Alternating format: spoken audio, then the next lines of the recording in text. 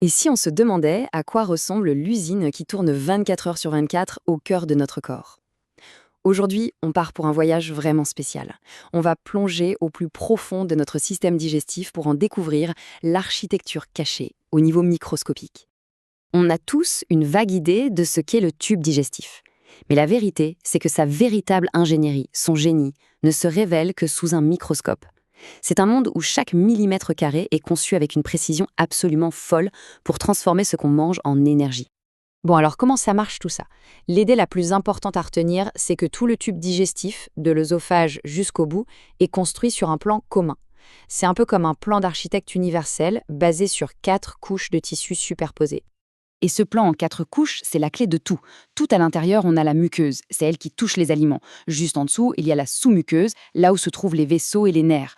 Ensuite, la musculeuse, c'est le moteur, les muscles qui poussent tout vers l'avant.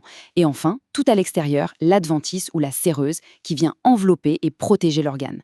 Le plus incroyable, c'est que chaque organe va ensuite adapter, modifier ces 4 couches pour remplir sa mission spécifique. C'est un design d'une élégance remarquable. Allez, notre première étape, l'œsophage.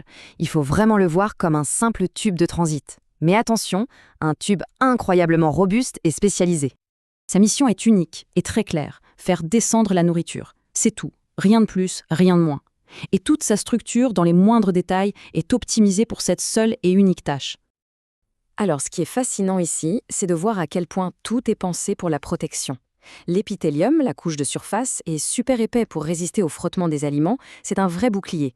Le mucus, lui, sert de lubrifiant pour que ça glisse tout seul. Et cette fameuse transition musculaire, elle explique pourquoi on décide d'avaler au début et puis hop, ça devient un réflexe, c'est automatique. Un petit mot sur le plexus veineux, c'est ce réseau de veines qui, chez les personnes atteintes de maladies chroniques du foie, peut se dilater et provoquer ce qu'on appelle des varices œsophagiennes, une complication qui peut être très grave. On quitte l'œsophage pour arriver dans l'estomac. Et là, attention, on change complètement d'ambiance. On entre dans une sorte de zone de guerre chimique. Pour se faire une idée, un pH de 1 ou 2, c'est à peu près aussi acide que l'acide qu'on trouve dans une batterie de voiture. Donc, la grande question c'est, comment l'estomac fait-il pour dissoudre un steak sans se dissoudre lui-même? Et la réponse, elle est juste géniale. C'est une stratégie sur 2 fronts. D'un côté, une force d'attaque redoutable, avec l'acide chlorhydrique et des enzymes surpuissantes comme la pepsine. Et de l'autre, une défense tout aussi impressionnante, une épaisse barrière de mucus protecteur et surtout un renouvellement cellulaire ultra rapide, à tel point que la paroi de notre estomac est quasiment neuve tous les 3 à 5 jours. Et bien sûr, tout ça est assuré par une véritable armée de cellules ouvrières spécialisées. Par exemple, les cellules pariétales, elles, produisent l'acide, mais aussi une chose essentielle, le facteur intrinsèque. Sans lui, impossible d'absorber la vitamine B12. Un problème avec ces cellules, et c'est la maladie de Birmer. D'autres cellules produisent les enzymes, d'autres le mucus. Bref, un travail d'équipe parfaitement coordonné. Et là, on peut faire le lien avec un problème que beaucoup de gens connaissent, le reflux acide. Quand l'acide de l'estomac remonte trop souvent et que les défenses de l'œsophage sont dépassées, il se passe un truc incroyable. Sa paroi se transforme. Elle se métamorphose pour ressembler à celle de l'estomac, pour mieux résister à l'acide. C'est un mécanisme de défense appelé endobrachyœsophage. Le problème, c'est que cette transformation, si elle protège, augmente aussi le risque de développer un certain type de cancer, l'adénocarcinome. On continue notre voyage, direction l'intestin grêle. Si l'estomac était une usine de démolition, l'intestin, lui, c'est une immense centrale d'absorption. C'est là que les nutriments vont passer dans notre corps. Le principal défi pour l'intestin, c'est d'offrir une surface de contact absolument gigantesque entre les aliments digérés et sa paroi. Et pour y arriver, il a mis au point une stratégie de plissement à plusieurs niveaux qui est juste spectaculaire.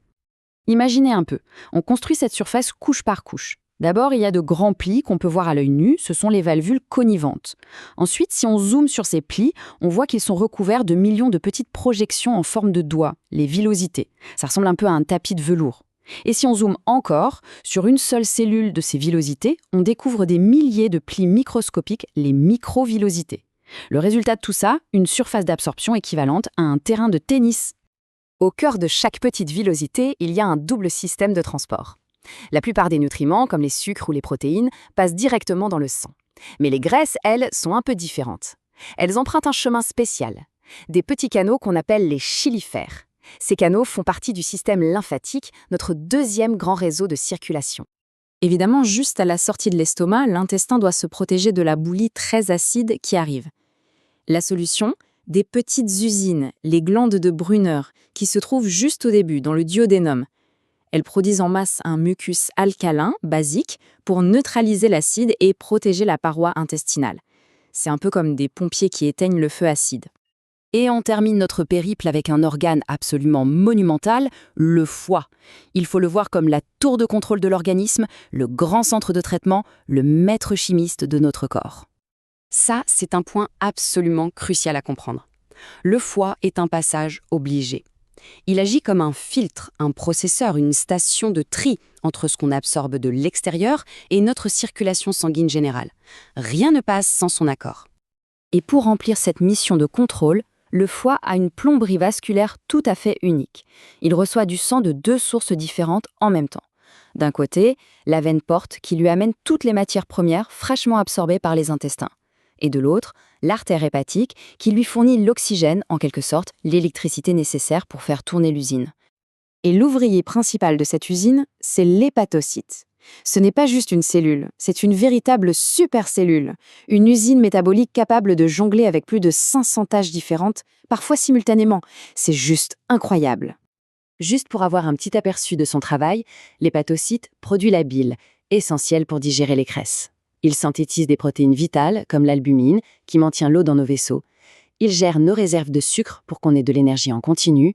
Et bien sûr, il nous détoxifie en permanence, en neutralisant tout ce qui est potentiellement toxique, des médicaments à l'alcool. C'est un organe absolument vital. On vient de voir une architecture incroyablement bien pensée, une mécanique de précision où chaque structure a un rôle défini. Mais toute cette mécanique est pilotée par un réseau complexe de signes nerveux et hormonaux. Alors la question qui reste en suspens, c'est que se passe-t-il quand cette communication est rompue, quand les chaises d'orchestre donnent de mauvais ordres et que ce magnifique système digestif se met à jouer faux?